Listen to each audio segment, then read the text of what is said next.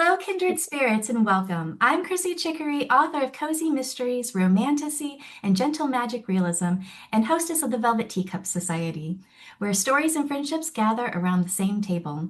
In this series, I share little conversations with wonderful authors about their books, their creative journeys, and the magic behind the stories that they bring into this world. A small preview before our full live gathering inside the Velvet Teacup Society. Today, I am delighted to be joined by Neil Plakcy and Joanna Campbell Slan, the authors of the book Death at the Dog Park. Today, we're going to enjoy a few questions together, so settle in, grab a warm cup of tea, and let's begin. So, Neil and Joanna, thank you so much for being here. Thanks for having us. Absolutely. Yes, thank you very much. Joanna, let's start off with you. And what made this feel like a good creative partnership to do a book with Neil? I think that our writing lives at the intersection of heart and head. And I think that Neil and I make a great combo that way. I am probably overly emotional and illogical, and Neil is very smart and very logical, and we both love dogs. That's fantastic. Do you have a dog? Oh gosh, yes, I have a dog and a cat. They're right behind me. Yes, and Neil, I know you have dogs. My dogs are downstairs. They don't come to the upper level anymore. They're a little old for that. Got you, got you. Mine is away, so that we could actually do this. So, Neil, at what point did you realize your stories or styles might sit well side by side in one volume? Um, I think, like Joanna said, our approaches are very similar. We both write cozy mysteries set in small towns where the dogs are an important part of the plot. Mm-hmm. And we had been talking about what kinds of things we could do together. Uh, it's a lonely world out there as an author. Mm-hmm. And so we're always, each of us, I think, is looking for ways to participate, to communicate, to join communities. Mm-hmm. So that was sort of something that arose organically between us. Oh, that's fantastic. I love it. I love it. And everyone here, we're all in Florida. Do you want to let everyone Yes. know where you're at? Sure, Yes. I'm in Hollywood, Florida, which is right adjacent to the Fort Lauderdale International Airport. Ooh. Very quick rides back and forth to the airport for me. Oh, that's awesome. And I live on Jupiter Island, which is a basically deserted island, Okay. which I love because it's so quiet. And Oh, I live nice. on the beach. So We are how could so life be better? fortunate, aren't we, I to be know. near the beaches? Yes, I it's know. fabulous. So, Joanna, what do you think cozy mysteries offer readers that other genres don't? I think, as I said, it's both head and heart Hmm. because the mystery has facts and it has a narrative and there should be some logic to it. Hmm. But the heart is the characters and the humanity that the characters show toward each other in the community where they live. I also think that we make a promise to our readers that they're going to feel better after they read our books instead Hmm. of worse.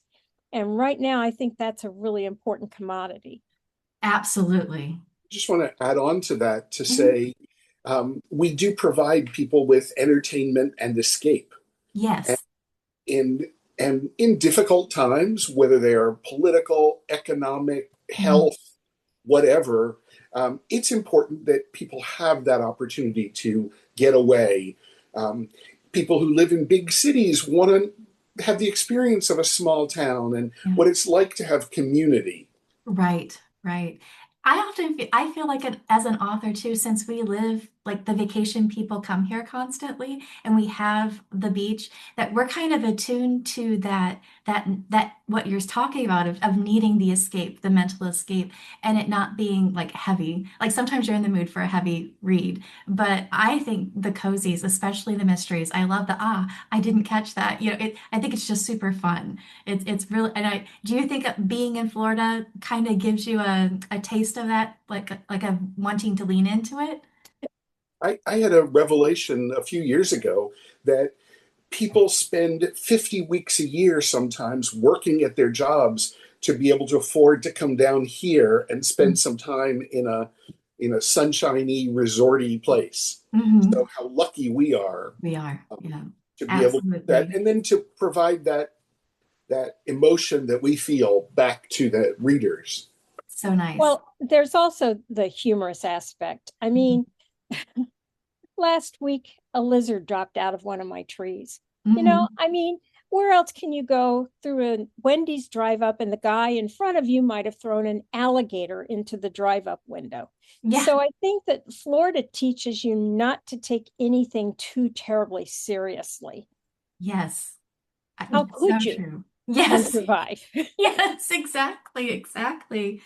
Well, Neil, I would love to hear about your writing rituals and the comforts that help you settle into your writing time. Um, so I guess my biggest writing ritual is coffee. And so, when I worked as a college professor, I drank a lot of tea because there was a hot water dispenser right across the hall from my office, and it was cold in the building a lot. Okay. Now that and what I used to do when I had a full-time job is I would stop at Starbucks on my way to college and write for an hour.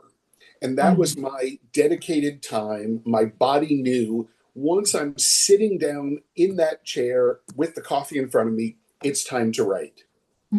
Then COVID hit, and we all had to change our routines dramatically. I started teaching everything online from home. And so I started to make my own coffee. I became my own barista. Um, and then once COVID ended, it was time for me to retire from teaching. And so I carry that through still today. I'm at my computer usually by 9 or 9:30 in the morning. I go through the day's emails, try and keep track of what I have to keep track of. Right. And then by 10 or so, usually I'm brewing that big venti cup of coffee, a cappuccino. It's a mocha with some raspberry syrup. So I have all these little additions that I make into things, and that routine really helps me get grounded and into the writing. Um, and I love that feeling of being in the zone. When you're just caught up in the work and the time is passing, and I only realize that it's 12:30 or 1 o'clock when the dogs start barking that they're ready to go for their walk and have their lunch. Absolutely. That's awesome. Yeah, that is in the zone if you go all the way there. And Joanna, do you have a ritual that you do, a way that you do? I have several parts to my ritual. The first thing is I always start the day by doing something creative. Um, Last night I worked till too late making a miniature stove for a mouse house that I'm making in miniature. So I was gluing together things and fitting things. And then this morning when I got up, I tore myself away from the stove. I went to work. I did some writing, and then at lunch I went back and I glued some things together for the stove again. And then I picked up my crocheting. And it's kind of a meditative time for me. The physical act of creating something works for me to get me into the zone. I also have to have my cup. Ah, Um, yeah. and it's usually tea. And a lot of times I won't even drink it, but I don't seem to be able to work unless it's here on my desktop, which is so weird. The other That's thing I've gotten so that I do is anytime I have a Zoom meeting, I start cleaning the house. And I always put on the background, but there's something about it. I feel like you're coming over to visit me. It's so Yeah, weird. that's so cool. I just have to say that Joanna represents the place that I wanted to live as a child. The mouse, just the very idea of a little house that a mouse lives in, and then his neighbor, the otter, comes to visit, and they have tea together. That's the kind of stuff that I read as a child, and that's also the kind of emotion that I want to bring to both the cozy mystery and then the magical, slightly magical realism stuff that I do in the Smiling Dog Cafe books. Okay, so kind of like a wind in the willow feel? Oh, I love that. Yeah. Is that There's kind of nothing kind of too what you're much like thinking? messing about in boats. Yes, yes. Wow. Wow, that's kind of frightening to me, Neil, because I think about adding water to all my other messes in the house, and I'm just not sure I can go there. So, well, you'll just have to keep imagining that. In the meantime, I've been making paper clay out of recycled packing materials. And so my refrigerator has like 3 1-gallon bags of paper clay that's brown and gooey. And my husband came in from doing something. He looked and I had this brown gooey stuff all over my hands. And I said, don't worry, I'm putting it in the refrigerator. And yeah, that's the way we live here. That's how we roll. That's marvelous. That's marvelous.